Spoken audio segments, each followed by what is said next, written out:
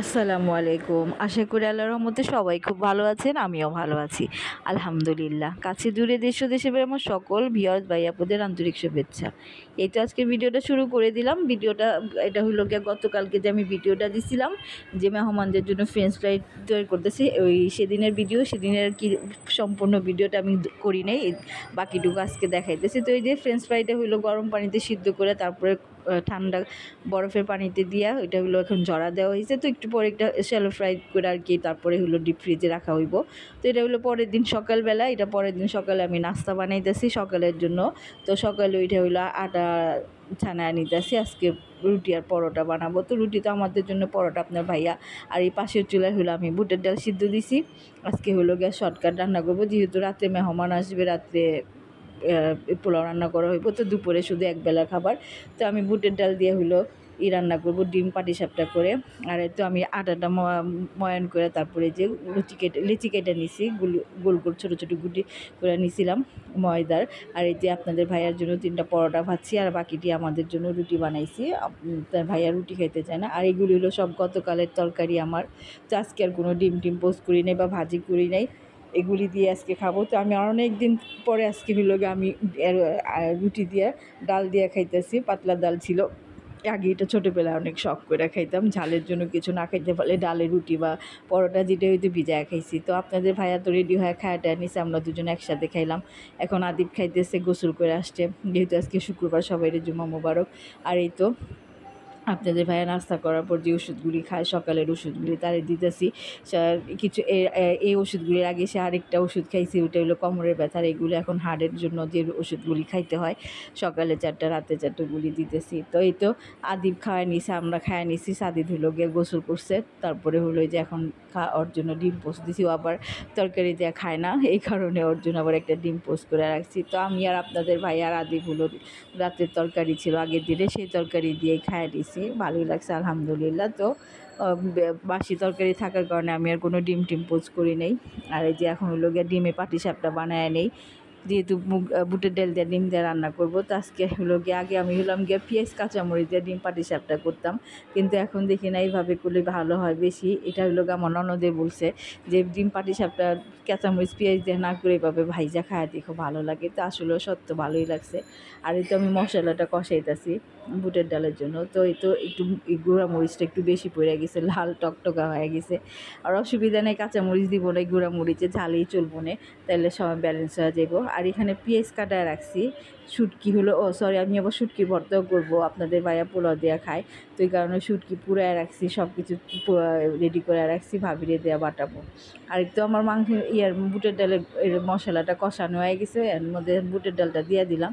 আর পাতিলার মধ্যে যে সিদ্ধ করছি, পাতিলাটা ধুয়ে একটু পানিও দিয়ে দিলাম, একটু কষতে থাকুক, তারপরে পানি দিয়া হইলো গিয়া ডিম দেওয়া দিব। আর এই ফাঁকে হইলো গিয়া আমি ভাবিরে এটা বাটতে দিলাম শুটকিটা। আর এখানে যে ছোলা বুট ভিজানো হয়েছে, এটাও বিকালে নাস্তার জন্য দেওয়া হইব মেহমানদের। আর দেখতেই তো পাবেন কারা আসবে।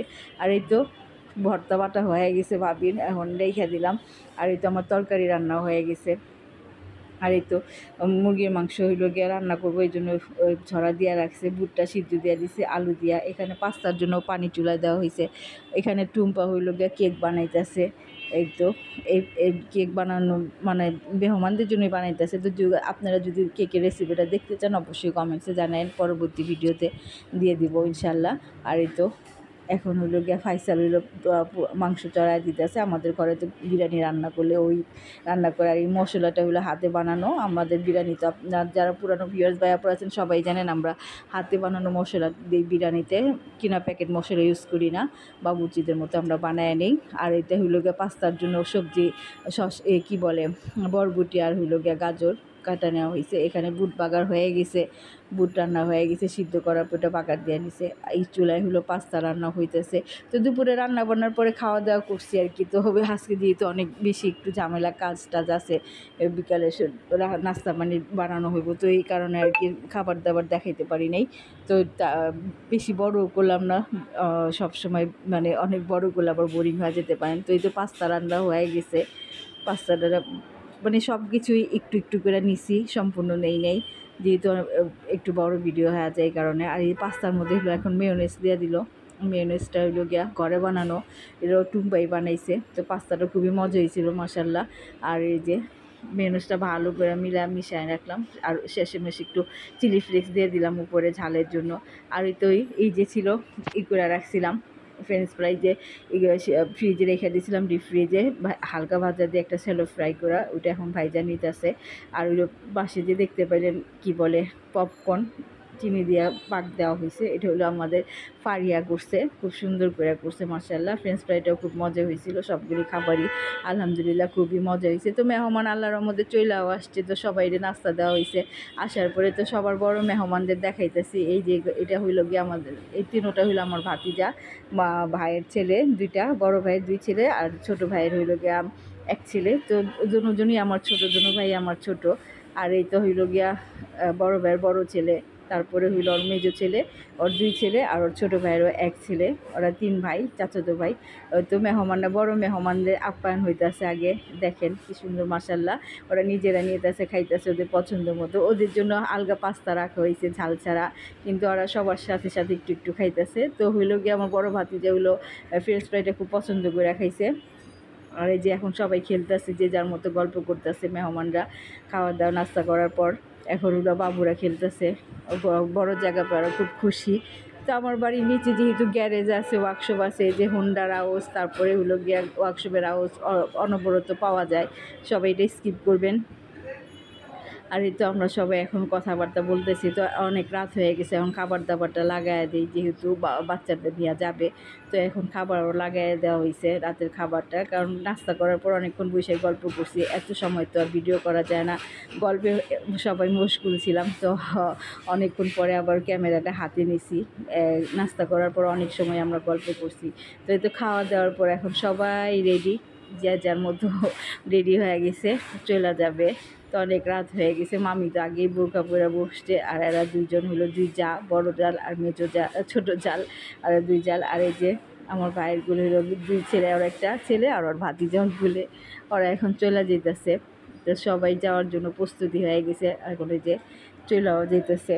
তো আর বললাম যে আবার আইসো, তো ওরাও বললো ঠিক আছে আপু যাইও, অনেক দিন পর আসছে, তো সবাই একসাথে হওয়াতে খুব ভালোই লাগলো।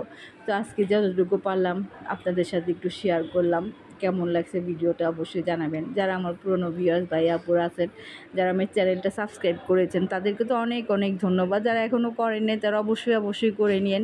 আর আমার চ্যানেলের ভিডিওটা বেশি করে শেয়ার দিন, লাইক দিন, কমেন্টস করেন। তো এই তো সবাইকে বিদায় জানাইলাম। আর এখানে দেখেন ফারহারে রেদওয়ান হাক করতেছে, দুজনে সুন্দর, ওরা অনেকক্ষণ খেলছে, তো ওদের মধ্যে একটা বন্ডিং হয়েছে। বাচ্চারা তো এমনই হয়, সহজেই সবার সাথে মিশতে পারে, আমরা বড়রা অনেক সময় যা পারি না। কিন্তু বাচ্চাদের মধ্যে এই বাচ্চা আচরণটাই সবচাইতে বেশি ভালো লাগে। তো আপনাদের সাথেও একটু শেয়ার করলাম। তো সবাইকে বিদায় দিয়ে আমরাও খাইতে বসলাম, সবাই একসাথে বসছি। আল্লাহর মধ্যে খাবারটা খুবই মজা হয়েছিল। আজকের ভিডিও আর বেশি বড় করব না, আজকের ভিডিও পর্যন্ত। সবাই আমাদের জন্য দোয়া রাখবেন। আসসালামু আলাইকুম।